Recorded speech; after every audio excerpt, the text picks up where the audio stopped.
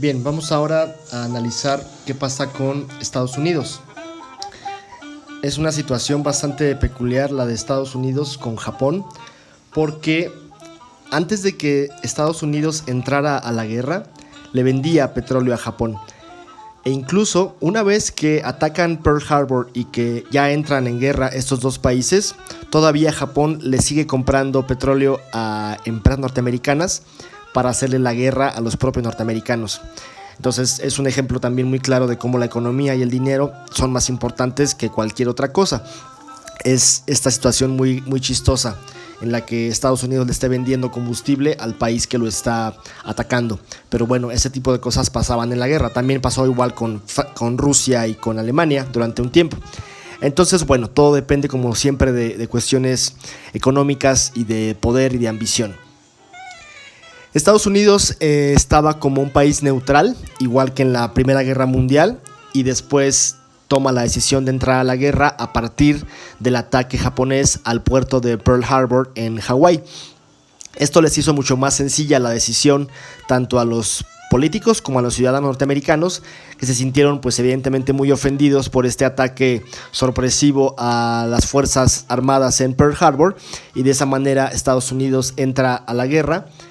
Lo que no hace Estados Unidos desde el principio es declarar la guerra a Hitler, sino que es el propio Hitler el que se la declara a Estados Unidos, con lo cual prácticamente Hitler va a firmar su sentencia de muerte, porque si bien estuvo a punto de ganar la guerra en Europa, definitivamente no podría con este gran gigante dormido que era Estados Unidos, por la capacidad militar que tenían, los recursos y sobre todo porque tenían 3 años que ya estaban en guerra los europeos y Estados Unidos solamente estaba preparándose, juntando fuerzas para unirse al conflicto. El conflicto norteamericano va a tener 2 frentes. Gran parte de los soldados, tanques y demás recursos se van a ir hacia Europa, pero otra gran parte de los portaaviones, los buques de guerra, submarinos y aviones va a combatir no en Europa, sino más bien en Asia. Evidentemente en Japón, pero no nada más en Japón, sino sobre todo en otros países que estaban dominados por Japón, sobre todo en Filipinas y un montón de islas más que están ahí en Oceanía y en el sur de Asia.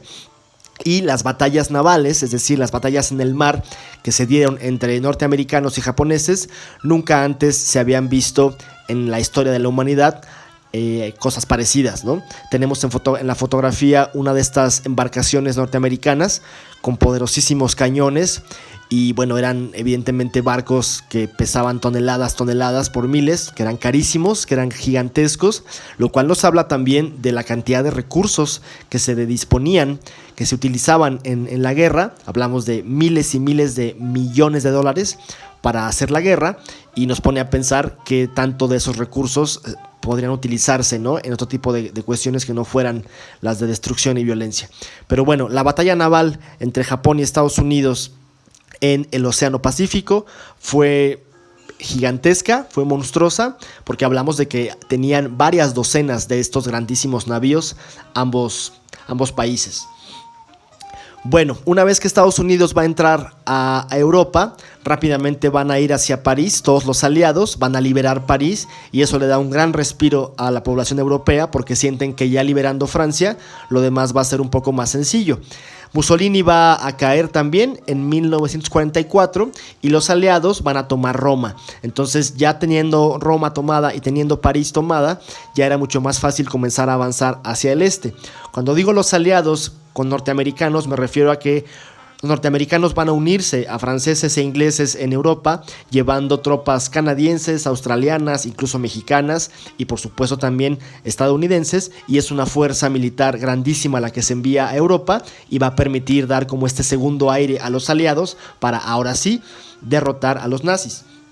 Y bueno, lo importante de Estados Unidos en la guerra no solamente es el despliegue que tiene tan poderoso de armamento, sino que una vez que Estados Unidos ayuda a derrotar a Hitler, una vez que Estados Unidos además derrota a los japoneses con las bombas atómicas, se consolida entonces Norteamérica como un país al que hay que tenerle miedo, que nadie quiere meterse con ellos, porque básicamente lo que están diciendo los norteamericanos es: si te metes con nosotros, tenemos bombas nucleares, somos muy rudos, así es de que ten cuidado.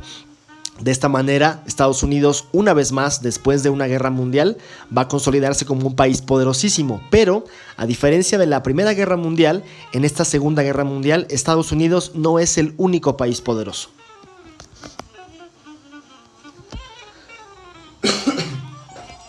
Bueno, continuamos con respuestas del libro. Por favor, pongan atención. Aquí puse unas respuestas de la tabla que estará en el libro. Están en desorden para que ustedes, por favor, pongan atención y las ordenen. De las consecuencias que la guerra tuvo para la vida cotidiana de las personas, especialmente en Europa, pues obviamente era mucho peor que la pandemia que tenemos ahora, pero se parecía en muchas cosas. Por ejemplo, actividades recreativas, es decir, al aire libre, salir a jugar, ir a un balneario, ir de compras o algo así, pues eso no podía pasar, ¿no? Solamente la gente privilegiada que tuviera alguna cabaña, alguna finca, alguna casa de campo o algo así que estuviera muy lejos de las acciones de guerra, podían darse el lujo de estar jugando fútbol en el jardín o en el campo o algo así. Pero el resto de la gente pues estaban en refugios, estaban en búnkers, estaban en sótanos, estaban en casas escondidos, y los que les fue peor pues estaban en ciudades siendo bombardeadas literalmente y atacadas por fuerzas enemigas. Respecto a los empleos en la vida cotidiana, hubo un desajuste terrible porque evidentemente muchos de los hombres van a la guerra a luchar, y mucho del trabajo que se hacía en los países europeos se deja de hacer, se deja de producir, porque se le van a meter todos los billetes a la producción armamentística.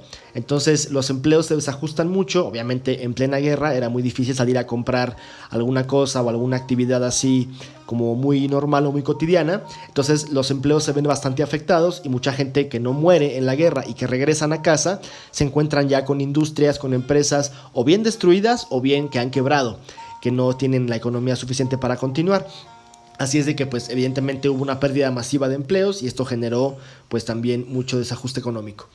Las escuelas evidentemente fueron cerradas, la mayoría. Algunas abrían de repente como por periodos, pero imagínense ustedes 5 o 6 años en una situación en la que la escuela puede estar en peligro de ser bombardeada. Así es de que los ciclos escolares de esa época pues se perdieron prácticamente todos. Y finalmente en los hogares pues evidentemente la destrucción tal cual de los cañonazos y las bombas, y pues cuando había batallas urbanas entre soldados pues también las casas quedaban completamente destruidas. Así es de que cualquier hogar europeo en esta época pues no se sentía como un hogar, ¿no? Sino más bien como una especie de lugar donde había siempre mucho peligro y mucha tensión. Vamos con uno de los últimos, bueno, más bien con el último aliado del que vamos a hablar en esta ocasión, y de los más importantes. Nos referimos a la URSS. Pueden ver ahí que tengo la bandera roja con el martillo y la hoz, el símbolo socialista. Esa es la bandera de la URSS. La de Rusia es diferente, pero recordemos que Rusia formó la Unión de Repúblicas Soviéticas Socialistas e incluyó a varios países dentro, y formó este colosal país que fue la URSS, dirigida por el que está en pantalla, el señor Joseph Stalin, que va a sustituir a Lenin una vez que la revolución rusa se gana y que se instaura el socialismo en este país. Y Stalin va a ser muy famoso por ser uno de los dictadores socialistas más sanguinarios y más crueles, aunque en esta etapa de la historia se le reconoció porque ayudó a vencer a Hitler. Entonces, bueno, algo también de lo perverso que hizo Stalin antes de la guerra, un mes antes de la guerra, es que firma un pacto con Hitler en el que deciden que no se van a atacar mutuamente. Se hace un pacto de no agresión entre esos dos países, lo cual sorprende al mundo entero porque Hitler odiaba a los socialistas, y en general la ideología nazi despreciaba bastante a los eslavos, es decir, a las razas que están en esa parte de Europa, los rusos y gente de Ucrania y demás. Entonces fue sorpresivo, pero fue una buena estrategia de parte de ambos mandatarios, porque Hitler sabía que no le convenía enfrentarse a Rusia, dado que era un país con muchísimos soldados y muy poderoso, y lo mismo pensaba Stalin. Así es de que lo que hacen es firmar un pacto de no agresión, pero de pasada se van a dividir Polonia a la mitad, y entonces Hitler invade Polonia por el oeste, y después Stalin va a invadir Polonia por el este. De esa manera los dos países van a repartirse a los pobres polacos el territorio de esta nación, y de esa manera su pacto de no agresión queda como con esa tregua firmada de que van a quedarse con Polonia mitad y mitad, pero no van a agredirse entre ellos. Los nazis veían a los rusos como un ejército inferior y estaban muy confiados de que si se enfrentaban a ellos les podían ganar. Es por eso que Hitler decide romper este tratado, por eso le puse a la diapositiva el fallido tratado. Falla este acuerdo y Hitler decide, no mantener su palabra frente a Stalin, y entonces va a iniciar, una vez que toma Francia, ahora se va a dirigir hacia el este y se va a ir rumbo a Rusia con la operación Barbarroja y va a enviar a 3,5 millones de soldados nazis hacia el frente ruso. Esto en 1941. Recordemos la imagen que les puse de Inglaterra. En el 41 está prácticamente todo conquistado en Europa, excepto Inglaterra y Rusia. Entonces ahora se dirigen a Rusia los nazis. Hay una batalla, probablemente la más violenta y la más sanguinaria de toda la guerra, que es la batalla de Stalingrado. Y también hay una situación importante del petróleo. Cuando Hitler está avanzando hacia Moscú, se da cuenta que le hace falta petróleo. Entonces divide sus fuerzas y se dirigen hacia el Cáucaso, hacia el sur, para tomar bases de petróleo y de esa manera surtir de combustible al ejército nazi. Pero esta fuerza que dividió Hitler hacia el sur de Rusia va a pasar muy cerca de Stalingrado, que es una ciudad donde se fabrican armas y tanques rusos, y le parece a Hitler que es buena idea tomar Stalingrado para debilitar la producción armamentística, pero también porque la ciudad tiene el nombre de Stalin, entonces sería como un golpe muy fuerte. Así es de que los nazis deciden tomar Stalingrado, lo cual no estaba en sus planes, y primero van a sitiar la ciudad, la van a rodear, van a empezar a matar un montón de civiles, pero Stalin va a ordenar, por ley, por decreto, nacional y obligatorio, va a ordenar que toda la gente de Stalingrado salga de la ciudad, pero que además quemen sus casas y quemen sus recursos para que los nazis lleguen a esta ciudad y no puedan robarse nada.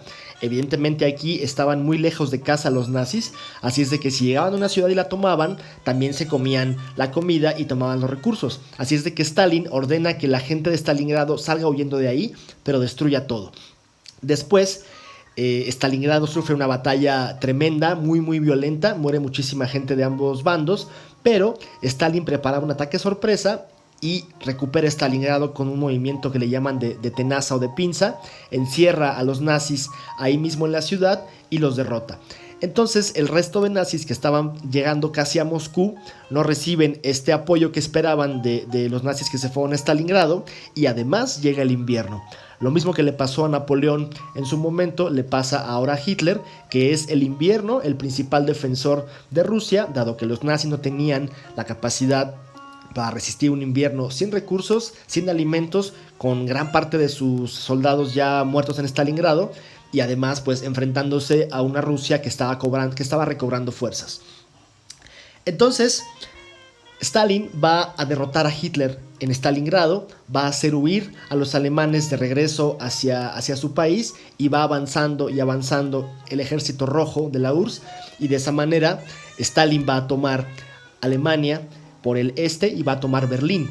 Mientras los aliados llegan por el oeste, o sea, por la izquierda, pues los rusos llegan por la derecha, y los dos grupos de aliados, por un lado la URSS y por otro lado Estados Unidos, Francia e Inglaterra, van a tomar Berlín, y de esa manera ganan la guerra. Entonces, cuando la URSS gana la guerra junto con los aliados, va también a establecerse como uno de los países más poderosos. No solamente Estados Unidos quedó en esa posición. Aquí tenemos una foto muy simbólica. Están Stalin, Roosevelt y Churchill, es decir, la URSS, Estados Unidos e Inglaterra, en una reunión que tuvieron para firmar acuerdos después de la guerra.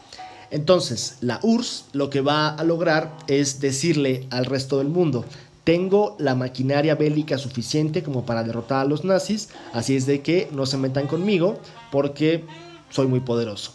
Y el único que se va a poder meter con los rusos va a ser justamente Estados Unidos, porque además Estados Unidos, a diferencia de la URSS que es socialista, Estados Unidos es más bien capitalista. Entonces estas dos fuerzas son las que van a protagonizar la que llamamos Guerra Fría, que veremos más adelante, pero básicamente consiste en que entre estos dos países aliados contra Hitler, en cuanto termina la guerra, se van a hacer enemigos y van a permanecer así varias décadas más.